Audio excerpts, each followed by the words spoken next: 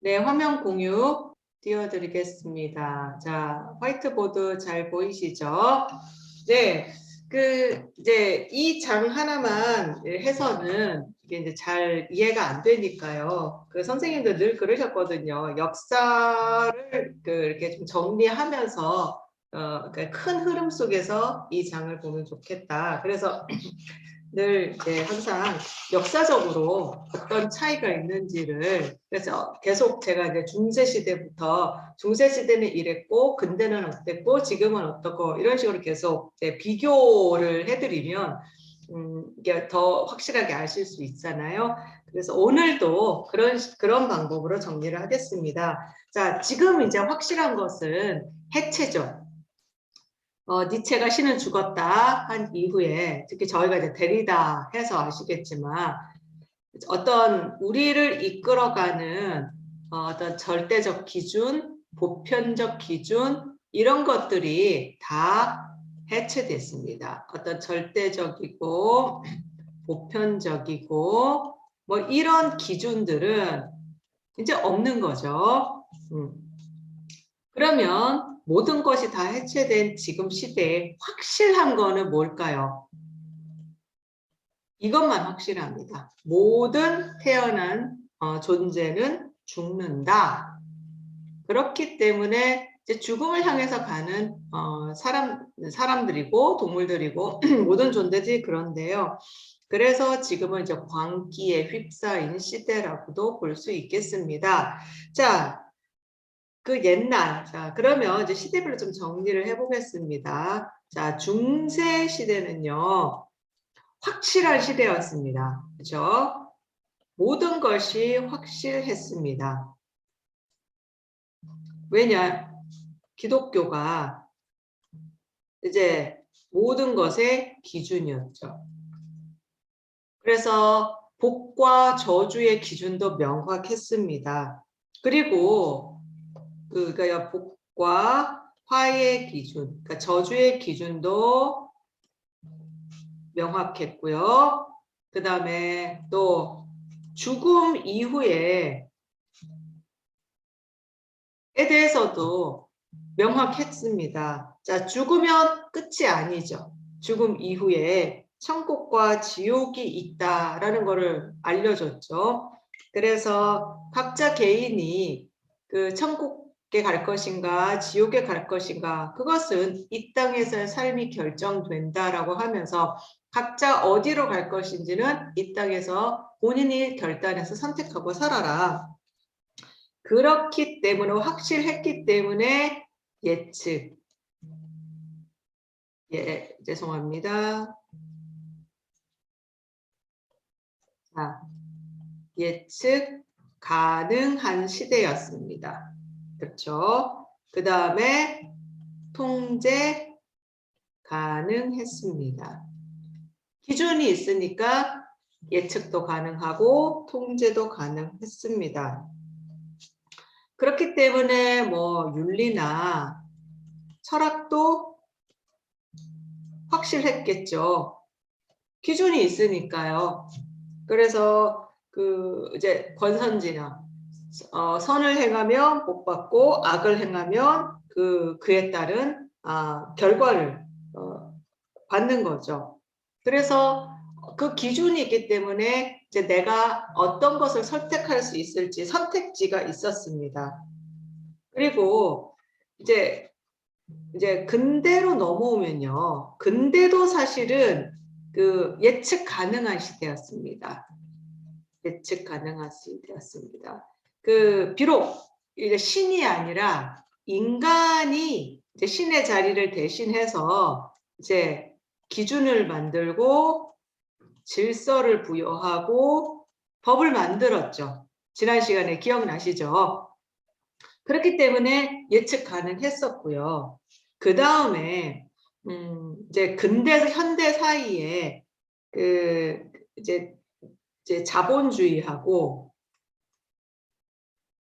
자본주의와 민주주의는 사실은 원래는 같은 건 아닌데 지금은 이렇게 결합되어 있죠. 그 다음에 이제 공산주의. 예, 이렇게 그 한 20세기까지 이렇게 나뉘었었습니다. 그래서 그 확실하게 나뉘어져 있어서 냉전 시대였죠, 이때는. 1900년대 중반 이후엔 냉전 시대였습니다. 그래서 이것도 나름의 기준이었던 거예요.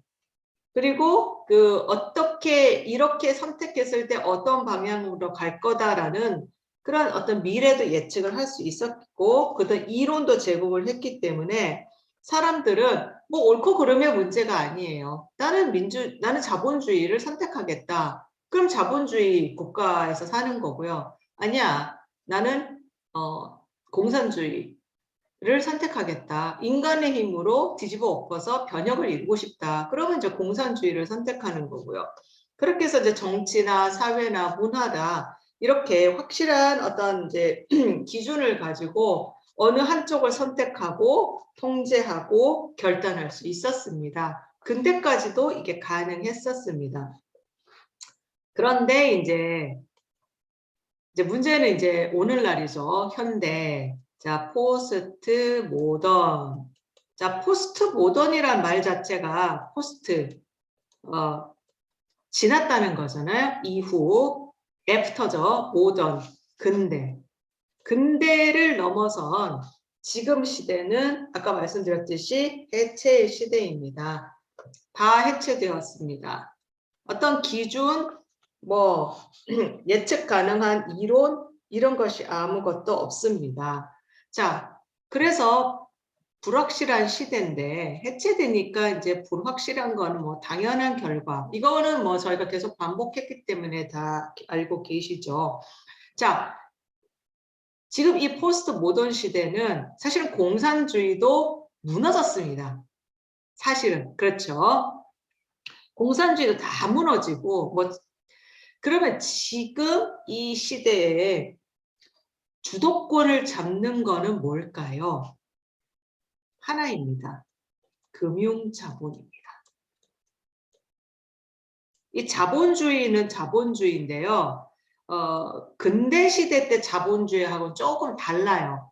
근대 시대 때 자본주의는 그 하드웨어에 강했죠. 공장을 짓고 그 다음에 노동자를 고용해서 임금을 주면서 물건을 생산해서 물건을 팔아서 그 돈을 버는 그런 전통적인 자본주의였다면 현대는요. 물론 그런 자본주의도 여전히 있습니다. 1차 산업. 그런데 사실은 대세는 뭐냐면 금융이에요. 그러니까 장소에 제한을 안 받는 거죠. 쉽게 얘기해서 대표적인 주식, 그 다음에 뭐 비트코인, 뭐 그런 주가, 그러니까 주가로 대변되는 그런 게 그 돈으로 투자해서 그것을 가지고 불린 은행, 금융, 뭐 이런 것들이 이제 대세입니다. 근데 이 금융 자본주의에서는요, 결단하고 통제하고 미래를 예측할 수 있는 게 없습니다. 주가, 목사님들 주식 투자하세요? 네, 안 하시는군요. 이렇게, 요즘 젊은 사람들은 주식을 다 하더라고요. 저희 큰아이도 보니까 이제 교사가 되고 나서는, 그러니까 물론, 저는 이제 주식에 대해서 이렇게 부정적인 이미지가 있어서 저는 안 합니다만, 이 아이는 자기가 이렇게 잃어도 크게 흔들리지 않을 정도의 딱 그 액수를 기준을 정해서 예를 들면 60만 원 정도면 내가 뭐 잃어버려도 좀 아깝기는 하지만 타격을 받지 않는다는 기준을 가지고 그 돈을 가지고 이제 이렇게 실험을 하더라고요. 몇 군데 투자를 해서 뭐 이렇게 팔기도 하고 다시 사기도 하고 어떨 때는 성공하고 어떨 때는 실패하고 뭐 그러면서 하나하나 이제 배워 나가는 것 같아요. 그래서 뭐 월급의 얼마는 이렇게 주식으로 이렇게 투자를 하고 자 그렇게 하는데 그 주식이라는 게 이게 오늘 다르고 내일 달라. 오늘은 올라갔는데 내일은 폭락하기도 하고요. 또 하루지만 하루 안에서도 오전 다르고 오후 다릅니다. 예측 불가능한 거예요. 오전에는 올라갔는데 갑자기 오후에 뭔가 자연재해가 왔다, 뭐가 문제가 생겼다, 그럼 또 주가가 확 떨어지기도 합니다. 그래서 예측 불가능입니다. 그러면 이게 금융자본주의에서 확실한 건 뭐냐면요. 세계가 그냥 하나의 거대한 시장이 되었다라는 거예요. 그 옛날에는 자본주의도 한 나라의 지역에 국한되어 있었습니다. 그래서 현대, 삼성, 그러면 이건 대한민국에 속한 기업이었습니다. 그런데 이 금융자본주의는요, 물론 시작은 미국 아니면 한국 한 나라에 시작할지 모르지만 사실은 이제는 그것이 그 금융이 전 세계에 아우르고 있는 거예요. 그래서 삼성이라는 어떤 주식은요, 우리나라 사람만 사는 게 아니죠. 이제는 전 세계 사람들이 삼성 주식을 다 삽니다. 오히려 우리나라 주식은 누가 더 많이 갖고 있을까요? 우리나라 사람들보다 정말 큰 손들은 다 외국인들이라고 하죠. 그래서 외국인들이 짧은 기간 내에 그거를 다 팔아버리면 우리나라 주식은, 우리나라 금융은 망한다고 해요. 그래서 우리 같은 개인들이 투자하는 거는 다들 개미라고 하는 거 다 아시죠? 그러니까 개미가 이렇게 합쳐봤자 큰 손 한 명이 그냥 확 하는 거하고는 비교가 안 된다는 거죠. 자, 그래서 국가 간의 경계도 허물어졌습니다. 자, 이제는 국가의 경계라는 것도 의미가 없어졌습니다. 금융자본주의로 지금은 전 세계가 통일이 되어 있습니다. 지금 우리가 살고 있는 세계가 그렇다는 거예요. 그래서 이 금융자본주의에 따라서 사람은 어떻게 나뉘면 새로운 이제 계층으로, 그러니까 계급은 아닌데 계층으로 구분이 됩니다. 가진 자와 못 가진 자. 크게는 이렇게 이제 그 부분이 되겠죠. 그리고 이 세계를 지배하는 사람들, 그러니까 지배 세력이겠죠. 지배 세력은 누구일까요? 큰 손들입니다. 금융의 큰 손. 부자는 부자인데 그냥 부자가 아니라 성경에 나오면 거부라고 나오죠. 거대 부자. 그래서 재벌, 재벌하고 조금 비슷하다고 보시면 되겠습니다. 아주 부자들. 그래서 이런 부자들은요, 그 본인의 통장에 얼마인지를 모르는 사람이 진짜 부자랍니다. 우리는 되게 내 통장에 얼마가 있다는 걸 원 단위까지는 아니더라도 내 통장에 지금 한 500만 원 있다, 300만 원이다 알 수 있잖아요. 근데 진짜 부자들은 내 통장에 얼마 있는지를 몰라요. 왜냐하면 통장에 있는 그 액수가 워낙 많기도 하지만 그게 워낙 많다 보니까 그게 날마다 이자가 계속 불어서 하루에 그 넣어놓은 돈 자체가 또 계속 돈을 벌어주는 거예요. 그런 식으로 해서 자기 통장에 얼마인지를 모르는 부자가 진짜 부자인데 이 책에 따르면 그런 진짜 이 큰 손들은 몇 명이나 되냐면 약 한 358명, 약 한 360명 정도가 이런 전 세계를 좌지우지하는 큰 손이랍니다. 전 세계 인구가 오늘날 79억이라고 해요. 79억의 인구인데 이 358명이 이 79억의 인구를 지배를 하는 거예요. 그래서 이 358명이 가진 재산이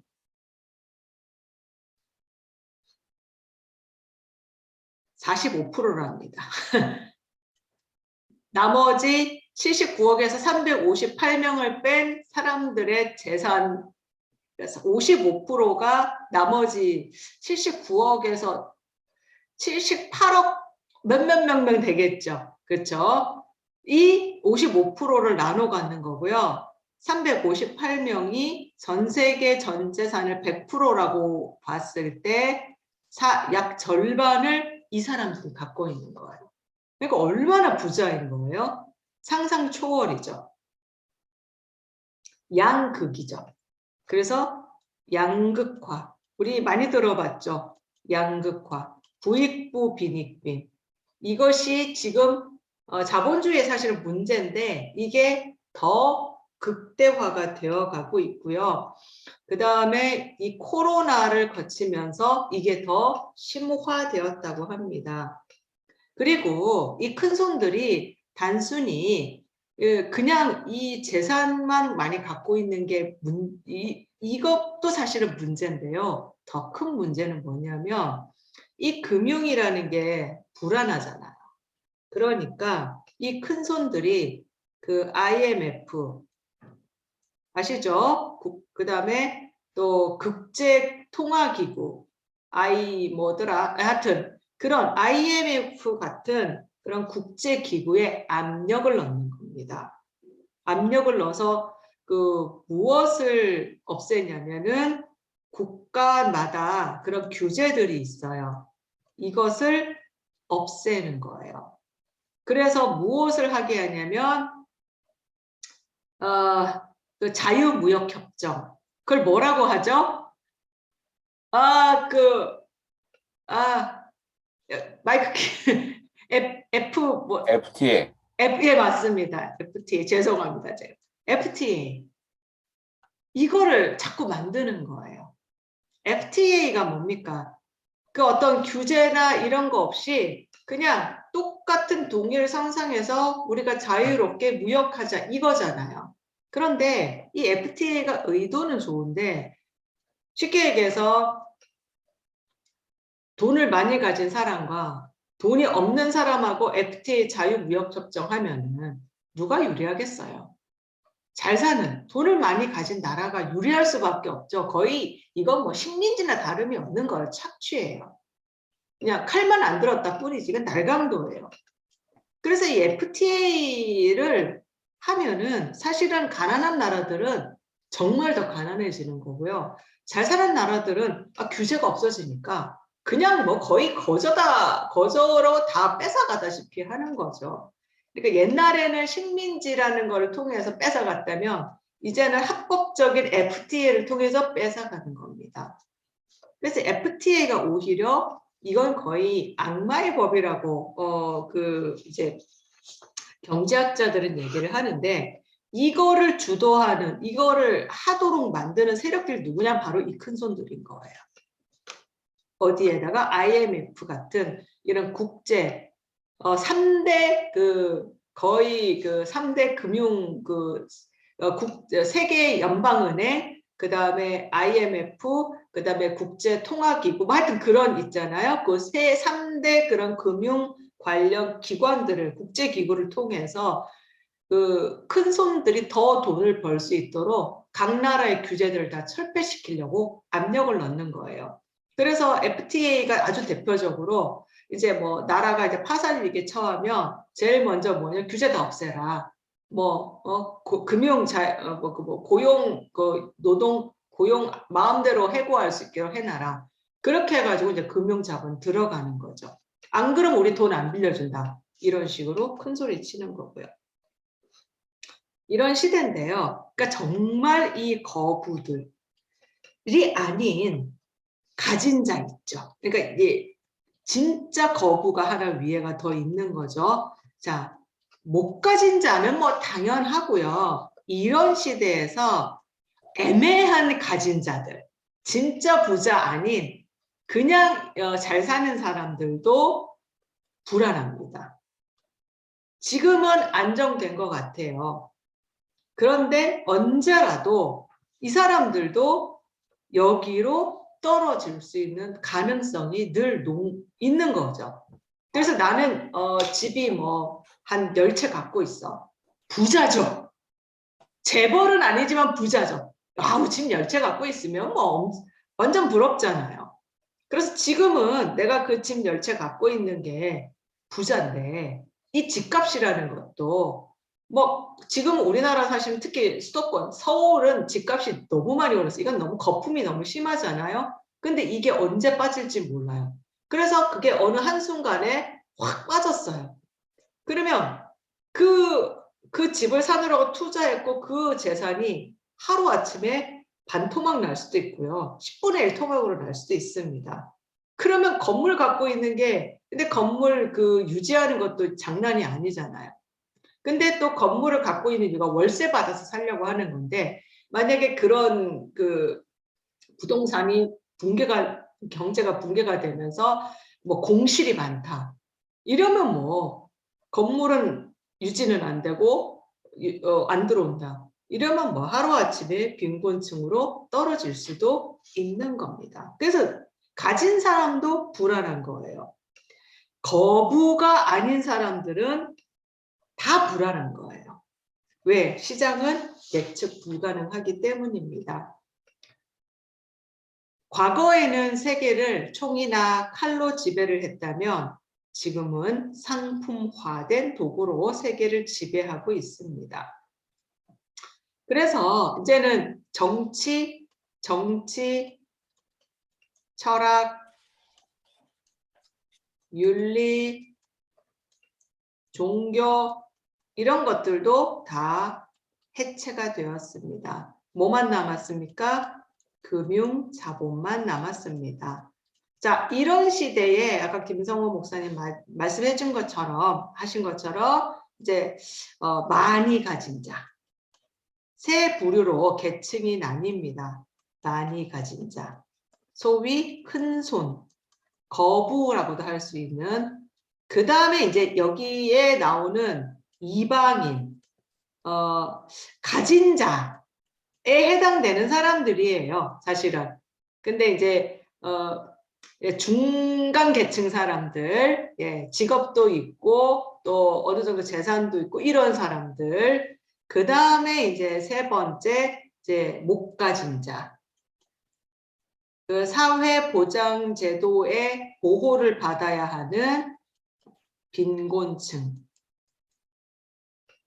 이렇게 크게 나뉘게 된답니다. 그런데 이제 이게 다르죠. 다르죠.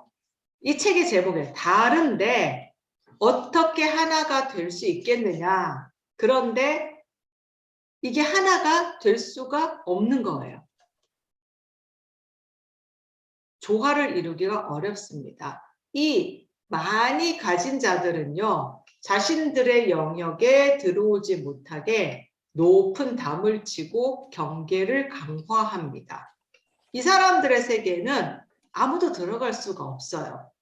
근데 아이러니하게 여기 이 1번에 있는 사람들의 세계에 2번이나 3번은 감히 들어갈 수 없습니다. 그런데 1번, 이 많이 가진 자들은 2번과 3번의 세계로 들어갈 수 있을까요? 없을까요? 있어요. 마음대로 들어갑니다. 돈을 가지고 가서 푸는 거예요. 뭐 직업을 준다, 뭐를 해준 혜택을 준다 이러면서 이들의 세계로 마음대로 들어가고요.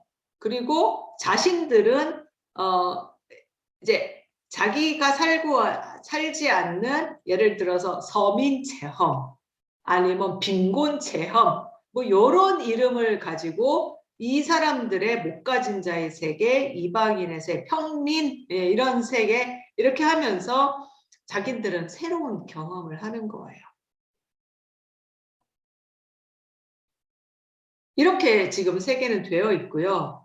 그러면 이방인이나 못 가진 자가 만인 가진 큰 손과 싸울 수 있을까요? 못 싸웁니다. 그러면 이 사람들은 신성불가침이에요. 그러면 누구와 싸우냐면 2번과 3번 이방인과 못 가진 자들끼리만 싸우는 거예요. 지금 시대가 그런 시대입니다. 이런 시대는 예측 가능한 것도 없고 통제 가능한 것도 없기 때문에 결단할 수 없습니다. 모든 것들이 다 무너졌기 때문입니다. 그래서 현재로서는 아무 대안이 없습니다. 이런 심각한 시대에 우리는 살고 있습니다. 여기까지 하도록 하겠습니다. 혹시 질문 있으신가요? 굉장히 답답하시죠? 네, 좀 우울하시죠? 네. 저희가 살고 있는 시대가 이런 시대입니다. 생각보다 굉장히 많이 심각합니다. 일단 공유는 마치도록 하겠습니다.